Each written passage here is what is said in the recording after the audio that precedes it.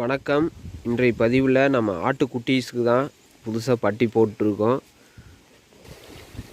இதோ இந்த குட்டீஸுக்கு தான் இப்போ புதுசாக போட்டிருக்கோம். ஃபஸ்ட்டு ஸ்டார்டிங்லேருந்து என்னென்ன பண்ணுறோங்கிறத பார்க்கலாம் வாங்க. இப்போ பேஸ்மெண்ட்டுக்கு தான் இப்போ ஃபஸ்ட்டு 4 குழி தோண்டி 4 கால் நிறுத்தியிருக்கோம். இந்த மரத்து பேர் கருவேலம் மரம். இது ஆத்தோரம் அந்த மாதிரி இடத்துலலாம் அதிகமாகவே இருக்கும். இது எதுக்கு போடுறோன்னா, இது கரையான் அதிகமாக இந்த மரத்தில் திங்காது. அது இல்லாமல் இது ரொம்ப நாளைக்கு அப்படியே இருக்கும். உள்ளே பாருங்க சேகு எப்படி இருக்குன்னு.